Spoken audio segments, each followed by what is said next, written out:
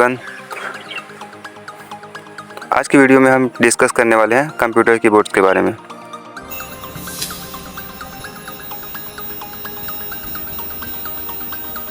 अगर computer keyboards की बात करें तो देखा सभी ने होगा, हर जगह किसी भी ऑफिस में, कहीं पर स्कूल में या लैब में, कहीं भी आप कंप्यूटर कीबोर्ड देख सकते हैं।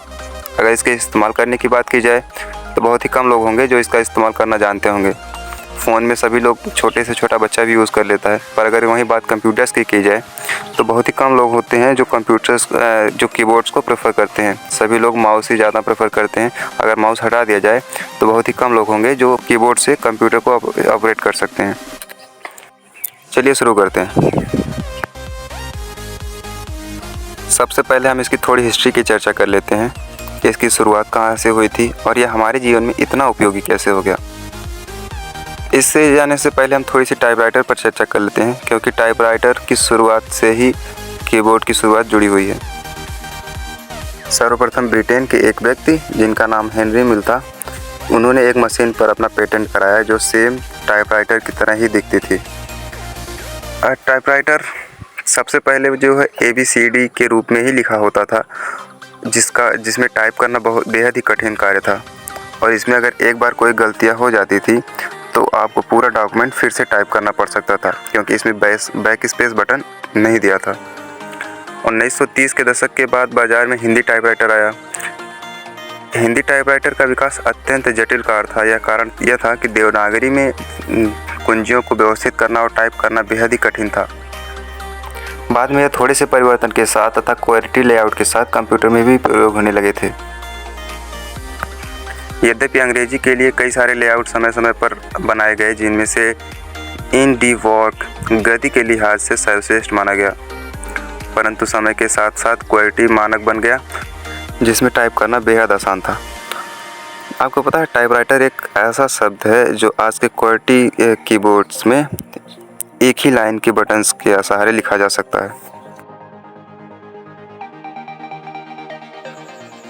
अगर बात करें कि इस पर काम कैसे करते हैं, तो यहाँ पर देखिए, इन पिन की मदद से पेपर पर अक्षरों को प्रिंट किया जाता है तथा एक लाइन पूरी होने के बाद इस हैंडल को पुनः नई लाइन पर लाकर पेज को ऊपर करके फिर से शुरू किया जाता है। अगर बात करें कि कीबोर्ड की शुरुआत कैसे हुई, तो 1970 के दशक में सर्वप्रथम IBM ने कीबोर्ड का मॉडल जारी किया था। 1970 के कीबोर्ड्स काफ़ी भारी हुआ करते थे और ये विद्युत द्वारा ऑपरेट किए जाते थे। 1970 के दशक के अंत तक एप्पल, रेडियोशैक और कमांडर्स ने अपने कंप्यूटर्स के सभी संस्करणों को कीबोर्ड के साथ जारी किया जो कंप्यूटर के साथ शामिल थे। अगस्त 1981 में IBM ने IBM PC और एक मॉडल जारी किया जिसे मॉडल F नाम दिया गया। 1986 में IBM ने M मॉडल कीबोर्ड जारी किया, जो कि शीट्स पर फंक्शन कुंजियों के साथ आज की तरह दिखने वाले अधिकांश कीबोर्ड जैसा दिखता है। मॉडल M आज भी एक उच्च कीबोर्ड है, क्योंकि इनमें 101 कुंजियों के मानक यूज़र लेआउट पेश किया गया था तथा बाद में इसी तरह धीरे धीरे कीबोर्ड अलग से भी आने लगे, यहाँ तक कि आज आप कोई भी कीबोर्ड लेने जाएंगे तो 350 या 400 से ऊपर के आपको कीबोर्ड मिल जाएंगे। अगर बात करें कीबोर्ड काम कैसे करता है या इसका स्ट्रक्चर कैसे होता है, तो चलिए सबसे पहले समझते हैं इसका स्ट्रक्चर कैसा होता है। इसमें एक पॉलीथीन लगी होती है जिसमें कई छोटे छोटे छिद्र होते हैं। इसके नीचे वायरों की एक प्लेट होती है तथा इसके नीचे एक और पॉलीथीन की परत होती है तथा इसके बाद एक और वायरों की प्लेट लगी होती है। इन छिद्रों की मदद से ही जब हम किसी भी बटन को प्रेस करते हैं तो ये निचली परत और ऊपरी परत के बिंदु जो आपस में ज्वाइंट करते हैं, जिससे वहाँ इलेक्ट्रिक पास होती है और वहाँ की बटन जो भी मार्क होता है वो हमारे कंप्यूटर पे छप जाती है। यहाँ पर आप एक डिज़ाइन को देख सकते हैं, ऐसे हमारा कीबोर्ड काम करता है। अगर आपको ये नहीं समझ में आ रहा है तो आप एक चेस बोर्ड की मदद से समझने की कोशिश करिए। एक चेस बोर्ड में यहाँ पर अंक लिखे होते हैं और यहाँ पर ABCD लिखी होती है। बीच के सभी मानों को हम अक्षर और नंबरों के नाम से ही जानते हैं। ऐसे ही कीबोर्ड सेम इसी पैटर्न्स पर काम करता है। सबसे पहले आप एक कॉलम को पकड़िए, वहाँ के रो को पकड़िए जिस कॉलम के आपने बटन प्रेस की होगी। उस रो और कॉलम से इलेक्ट्रिक पास होकर कंप्यूटर को ये सिग्नल देगी कि इस कॉलम के बटन को प्रेस करना है। हम बात करें टाइप ऑफ कीबोर्ड्स की, तो इसमें कई सारे कीबोर्ड्स आते हैं। जैसे QWERTY हो गया, AZERTY हो गया, DEVORAC हो गया, COLIMAC हो गया। इन सबको अगर नहीं जानते तो आप अपने फ़ोन के कीबोर्ड्स सेटिंग्स में जाइए, जिसमें आप देखेंगे कि बहुत सारे कीबोर्ड्स आपको दिख जाएंगे। चलिए सबसे पहले बात करते हैं QWERTY की। इस लेआउट को दुनिया भर में सबसे ज़्यादा इस्तेमाल में लाया जाता है और इसे इसके पहले 6 लेटर्स के अनुसार नामित किया गया है, जो कि आप पहले की रो में देख सकते हैं। इसे प्रायः सभी देशों में इस्तेमाल में लाया जाता है। इसे इतना ज़्यादा इस्तेमाल में लाया जाता है कि बहुत से लोग ये सोचते हैं कि यही एक प्रकार का कीबोर्ड मौजूद है। दूसरा आता है AZERTY। इसे फ्रांस में डेवलप किया गया था। एक दूसरे वेरिएशन के हिसाब से आपके कीबोर्ड से QWERTY लेआउट का और इसे स्टैंडर्ड फ्रेंच कीबोर्ड भी माना जाता है। अगला आता है DEVORAC। इस लेआउट को फिंगर मूवमेंट को कम करने के लिए बनाया गया है, जिसे QWERTY और AZERTY कीबोर्ड के तुलना में इससे ज़्यादा जल्दी और फास्ट टाइपिंग किया जा सकता है। इससे फास्ट टाइपिंग तो की जा सकती है, लेकिन ज़्यादा आसान और ज़्यादा प्रयोग में लाया जाने वाला कीबोर्ड QWERTY ही है। इतना सब जानने के बाद अब बात करते हैं कि कीबोर्ड्स में कितने प्रकार की बटन्स पाई जाती हैं। तो कीबोर्ड्स में कुल 6 प्रकार की बटन्स पाई जाती हैं, जिसमें पहली होती है फंक्शन की, अल्फ़ाबेट की, अल्फ़ान्यूमेरिक की, कंट्रोल की तथा नेविगेशन की। इसमें सबसे पहले हम बात करते हैं फंक्शन कीज़ की। तो आप इस कीबोर्ड्स की पहली रो में देख सकते हैं F1 से लेकर F12 तक की कीज़ को फंक्शन कीज़ कहा जाता है। इसमें कुछ आदेश पहले से भरे होते हैं कि इस की को दबाते ही वह आदेश सक्रिय हो जाते हैं। इसका उपयोग अलग अलग कार्यों के लिए किया जाता है। कौन सी फंक्शन कीज़ का क्या यूज़ है, इसका लिंक आपको डिस्क्रिप्शन में मिल जाएगा, तो आप जाकर चेक कर सकते हैं। दूसरी आती है अल्फ़ाबेट की, जिसमें ये सभी अंग्रेजी के अक्षर आ जाते हैं A से लेकर Z तक के, जिन्हें अल्फ़ाबेट की कहा जाता है। तीसरी है अल्फ़ान्यूमेरिक कीज़, जिसमें ये ऊपर की फंक्शन की से नीचे वाली रो को अल्फ़ान्यूमेरिक कीज़ कहा जाता है, जिसमें कुछ स्पेशल कैरेक्टर्स और अंक लिखे होते हैं। उसके बाद आती है numeric keys. Numeric keys keyboard के दाईं तरफ होती हैं, जिनमें अंक लिखे रहते हैं और कुछ गणितीय चिन्ह बने रहते हैं। अगली आती है कंट्रोल कीज़। कंट्रोल कीज़ में कुछ मुख्य कीज़ आती हैं, जैसे कंट्रोल और डिलीट।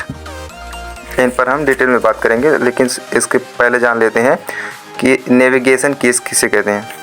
नेविगेशन कीज़ में एरो की चारों कीज़, इसके ऊपर कुछ और कीज़ होती हैं जो अलग अलग जगह अलग अलग कार्यों के लिए उपयोग की जाती हैं।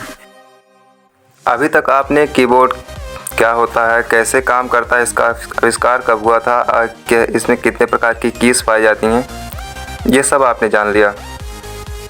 चलिए अब इन कीज़ के कार्यों को जानते हैं तथा इनकी शॉर्टकट कीज़, इनमें हिंदी कैसे टाइप होती है तथा अन्य सभी बातों पर डिस्कस करते हैं। जिसमें कुछ स्पेशल कीज़ पहले आती हैं, जैसे हो गया एस्केप कीज़। इसका उपयोग किसी भी आदेश को रद्द करने या सक्रिय करने के लिए, विंडो से पीछे जाने के लिए एस्केप कीज़ का प्रयोग किया जाता है।